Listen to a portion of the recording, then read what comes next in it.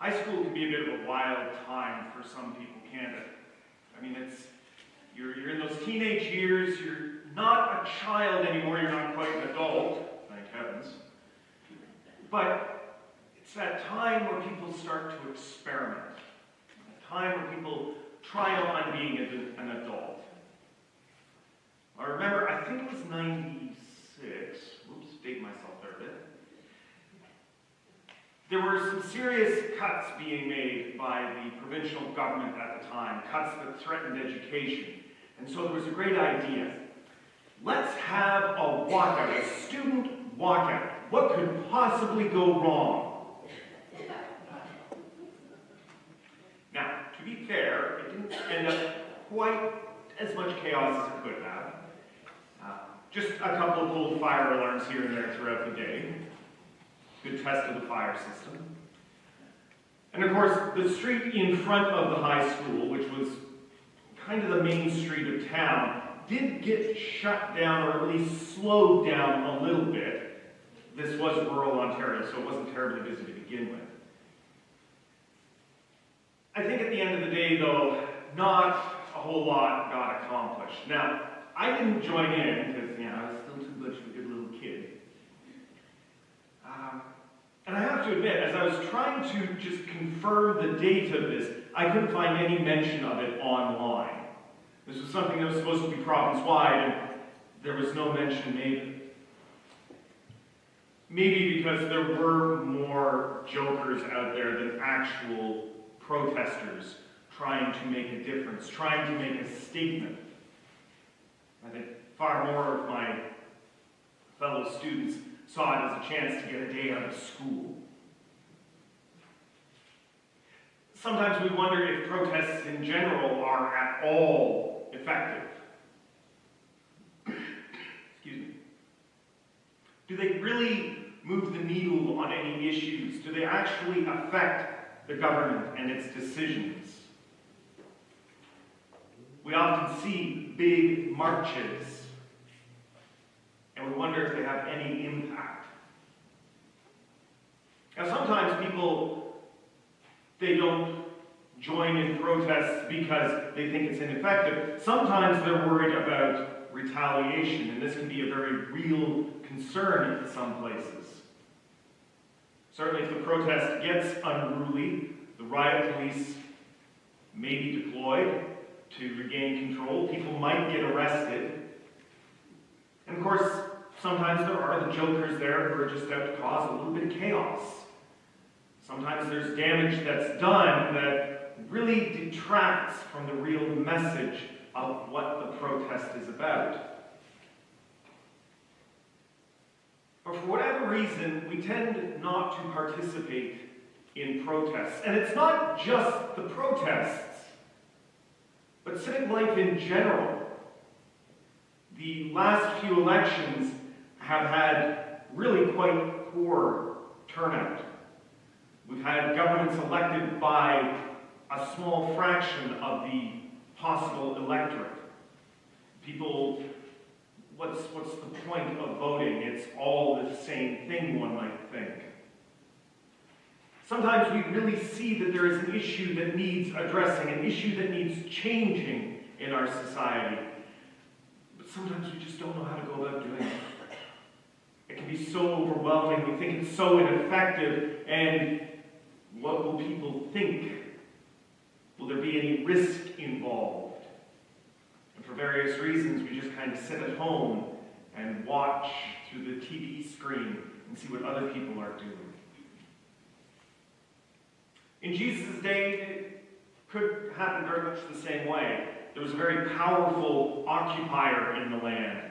There was certainly a lot to address, but the Pax Romana was ensured by threat of violence. If you stepped out of line, if you caused any disturbance, the Roman soldiers would descend, and they would descend quickly and hard. Jesus, in the course of his life, of course, called for some significant social changes, for the poor to be cared for people to be welcomed into society regardless of their backgrounds, for forgiveness forgiveness, the audacity for inclusion of other people. In the Gospel of Luke, as we hear from this here, we hear about the inclusion of women, which at the time was such a countercultural thought.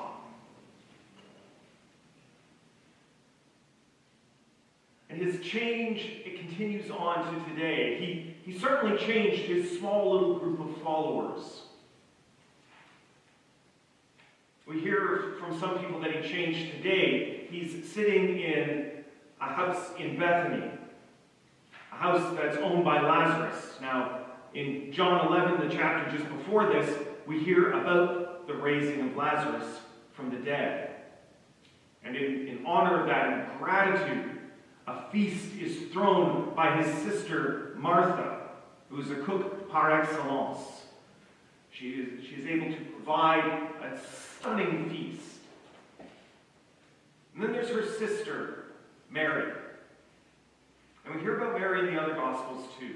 This isn't Mary, the mother of Jesus. And this isn't Mary Magdalene. This is another Mary. But we hear that she comes into this room, sits at Jesus' feet, and she produces this jar of perfume, about the size of a small coffee. She brings it out, she breaks it open, and pours it on Jesus' feet. And just earlier, the scent of lamb or of beef would have been filling the house. Now, a new scent enters into the house. The sweet scent of this perfume spreading throughout the room. And it's a lot of perfume, and it really provides some scent to the room. Well, this is an event that happens in all four Gospels, and usually it's all of the disciples. But John being John, he really points at Judas, and he says Judas was complaining. Why are we wasting all of this money? This was a year's worth of wages. Why are we wasting it on Jesus' feet? Why are we not saving that money and giving it to the poor? Now, of course, John doesn't think that Judas is being entirely altruistic here, as that 300 denarii had been donated to the collective money box. Judas might have scooped out a few denarii. Who's going to notice? But he says this should have gone to a larger cause. Jesus has the final say in this. And he says, you will always have the poor with you, but you will not always have me. Which is kind of a curious place for him to end on. He doesn't elaborate on this. John doesn't elaborate on this. We go straight into the next story after this. What does Jesus mean when he says, you'll always have the poor, but you won't always have me? It might be tempting to think Jesus is saying, look, worshiping me, worshiping God, far more important than doing anything in the community. And certainly some theologians have gone that way with it. But that seems to fly in the face of what Jesus has done up until now. It seems to forget the fact that Jesus was the one who reached out to that poor woman at the well and offered her a glimpse of salvation, a glimpse of grace, a glimpse that changed her life. It seems to forget that this was the same Jesus who fed thousands of people, fed the multitudes with just a basket full of bread and a couple of fish. This is a Jesus who clearly cares for the poor. Why would he put himself ahead of the poor? I think trying to get into that is missing the point of the story.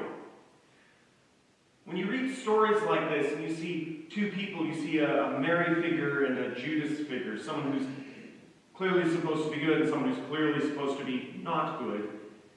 Whenever you see stories like that, they're meant to be a mirror to hold up to us. To say to ourselves, okay, Am I more like Mary?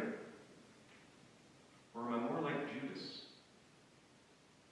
It's easy to think that Mary is this totally benign individual. She's already got the halo over her head.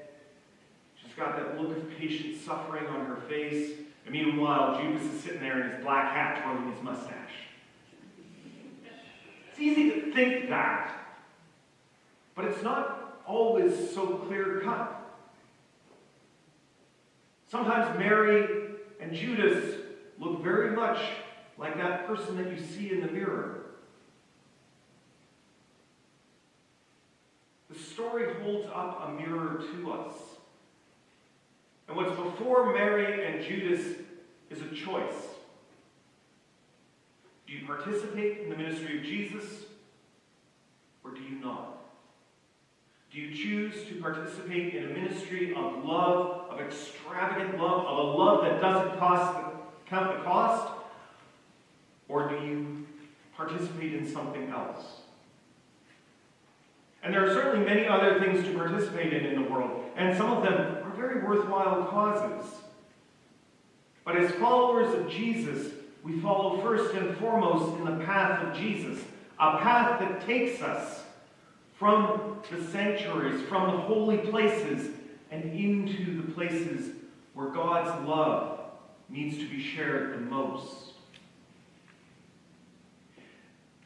I remember a few years ago I was in Victoria, and there was a United Church minister out there, Alan Tissick, who has done a phenomenal amount of social justice work. He was largely responsible for putting together Our Place, which is a not-for-profit that provides housing and meals and social supports for people who otherwise can't afford it. When I met Alan Tissick, he kind of moved on from Our Place. He was getting a little too bureaucratic because it was so big and so successful. He was a bit of a free spirit. When I met him the first time, he brought me into his car for a few minutes. He was picking someone up. And he invited me to come on his morning run with him later on that week. Be here at 5:30 in the morning, and we'll go on a little morning run around the city. So I meet him at 5:30 in the morning.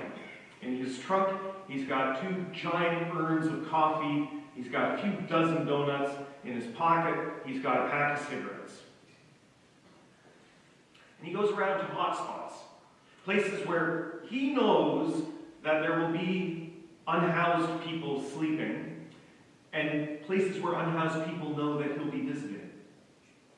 And he drives by, and everywhere he goes, he pops open the trunk, everyone gets a donut, everyone gets a coffee, everyone gets a smoke. And that's how he knows how many people he helped. He keeps track of how many smokes he gives out. And after this outpouring of love that took him from the pulpit out into the community, he takes me out for breakfast. Of course, me being a student, he buys breakfast for me, greatly appreciated. He sits down and over conversation, he says, why are we doing things like Our Place? Why are we doing outreach ministry?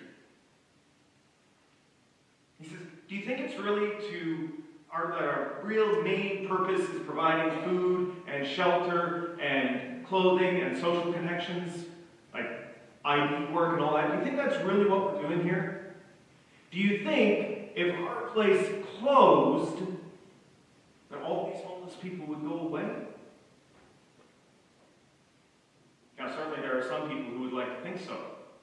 The problem would go away if we just stopped catering to it, but I kind of thought, no, they're not going to all go away. This is right. And what we, as followers of Jesus, are offering isn't the solution to that. We're offering something else.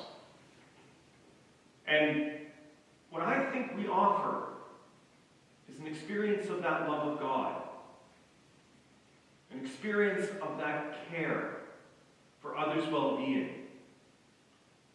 That we express that through providing for physical needs, but we also provide for emotional needs. Now, I'll admit I won't say I've never been to Regen. It's been a long, long time since I've been to Regen. Regen has grown significantly since I was last there. But I can remember the outreach that my sponsoring congregation had. Once a week, we would open up the auditorium in the basement. There would be a serve-your-own buffet, hot and cold. There would be tables provided to sit and eat. Of course, if you wanted to go outside, you could do that. There would be, on the stage of the auditorium, mats put down. Those little quarter-inch or half-inch gym mats. They would be put down so that if people wanted to sleep in peace, they could do that. And they were always taken very quickly. We had a small little library. It wasn't expansive by any means, and a lot of the titles were kind of redundant. But it was used. We eventually had a hairdresser come in, offering free haircuts to our guests. At lunchtime, we would always bring the meals to the guests. We would serve them. We figured they spent enough time in lineups for check-ins with ODSP and all sorts of other agencies. You rest, we'll bring the food to you. It was always about caring for people. And any time they thought of adding a new program, it was always, how is this going to care for our guests? How is this going to share God's love with our guests? Of course, one of the big issues that homeless people face is dental checkups. It's difficult but not impossible to find a physician who will help you, but a dentist, because in Canada we've got free health care, we don't have free dental care yet. But we wanted to provide some dental care for these guests, and the one fellow who was absolutely adamant, the one fellow on staff who was absolutely adamant that we do it, he wanted to set up a full dentist's office, x-ray machines and everything. He wasn't thinking, how much is this going to cost? He was thinking, this is what we need to do to make sure they've got good teeth. Now, fortunately, the city stepped in and provided a dental bus that was completely outfitted with everything, x-rays and everything else that a dentist needed. So we didn't have to foot the bill for that. We just had to provide a place and let them use our water. Done, no problem. I remember there was often newspapers that would come in. They wanted to know about this outreach ministry we were doing. One time he was in a photo with a few of the other leaders. The other leaders were named. He wasn't named at all. And yet, with Gord, I know he wouldn't care. He wasn't doing it to be named. He wasn't doing it to be remembered. He was doing this because he wanted to share that love with people. The love of God that had so richly blessed his life, he wanted to share it with other people. To remind them that no matter what you're going through, there is still a God who loves you. And in our society today, so many people have forgotten that fact. Or maybe they've never been told that fact. They think they have to do everything on their own. They think they have to climb all the mountains on their own. And they don't know that God is there. And maybe they need us to go out and remind them. It's not about scoring points. It's not about living according to a certain code. It's about remembering that there is a God out there who loves each and every one of us so much by name that God came to be with us in the person of Jesus. And that person of Jesus gave up his life that we might know salvation.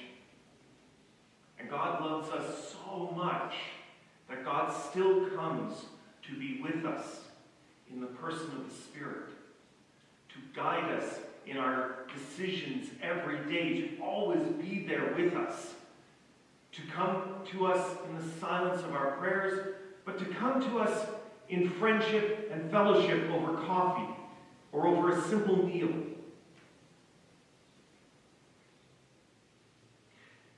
The kingdom of heaven is made of the people who are able to do this. Yes, there are the mass protests that raise awareness of society's issues, but there are also those daily things.